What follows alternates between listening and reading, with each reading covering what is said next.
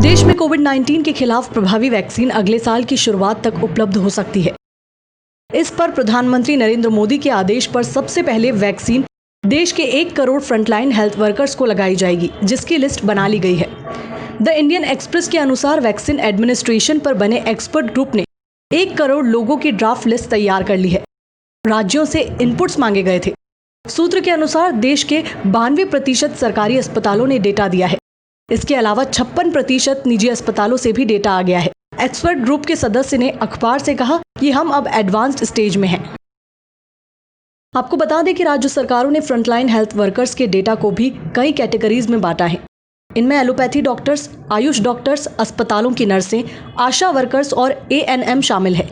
लेकिन इसका टीकाकरण से कोई लेना देना नहीं होगा। जैसा कि मोदी बोलते हैं, सबका साथ सबका विकास। ये वैक्सीन पूरे 1 करोड़ लोगों को लगेगी, उसमें कोई प्राथमिकता की बात नहीं है। टीकाकरण कार्यक्रम की ट्रेनिंग और लागू कराने में मेडिसिन और नर्सिंग के स्टूडेंट्स और फैकल्टी मेंबर्स को भी शामिल किया जाएगा। सरकार को उम्मीद है कि जुलाई 2021 तक उसे 40 से 50 करोड़ डोज मिल जाएंगी। इनकी मदद से 20-25 करोड़ भारतीयों का टीकाकरण हो सकेगा। अक्टूबर में केंद्रीय स्वास्थ्य मंत्री डॉक्टर हर्षवर्धन ने कहा था कि प्राथमिकता उन लोगों को दी जाएगी जिन्हें संक्रमण का खतरा ज्यादा है। इन लोगों में हेल्थ केयर फ्रंटलाइन वर्कर्स के अलावा 50 साल से ज्यादा उम्र के लोग और ऐसे लोग शामिल हैं जिन्हें अन्य बीमारियां हैं। सरकार अगले साल जुलाई तक इन सभी का टीकाकरण करना चाहती है। हेल्थ केयर और फ्रंटलाइन वर्कर्स का डेटाबेस आज होने वाली एक अहम बैठक से पहले तैयार कर लिया गया है। प्रधानमंत्री नरेंद्र मोदी आज वैक्सीन को लेकर राज्यों के मुख्यमंत्रियों से विस्तार से चर्चा करेंगे। इसमें नीति आयोग के सदस्य डॉक्टर VK पाल और स्वास्थ्य सचिव राजेश भूषण भी मौजूद रहेंगे। ये दोनों वैक्सीन पर बने एक्सपर्ट ग्रुप में शामिल हैं। दोनों अधिकारी मीटिंग में एक विस्तृत प्रेजेंटेशन के जरिए टीकाकरण अभियान का पूरा खाका सामने रखेंगे। पिछले 1 हफ्ते में प्रधानमंत्री मोदी को कई बार वैक्सीन से जुड़ी तैयारियों से रूबरू कराया गया है। राज्य और जिला स्तर पर टेस्ट रन भी हो रहे हैं। देश में इस वक्त 5 वैक्सीन एडवांस स्टेज में है, जबकि 1 शुरुआती स्टेज में है। ऑक्सफोर्ड वैक्सीन के फेज 3 ट्रायल का enrolment serum institute of India ने पूरा कर लिया है। यूके में इस वैक्सीन के फेज 3 ट्रायल का अंतरिम एनालिसिस जारी कर दिया गया है।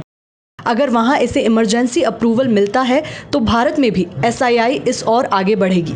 अक्टूबर में केंद्रीय स्वास्थ्य मंत्री डॉक्टर हर्षवर्धन ने कहा था कि प्राथमिकता उन लोगों को दी जाएगी जिन्हें संक्रमण का खतरा ज्यादा है।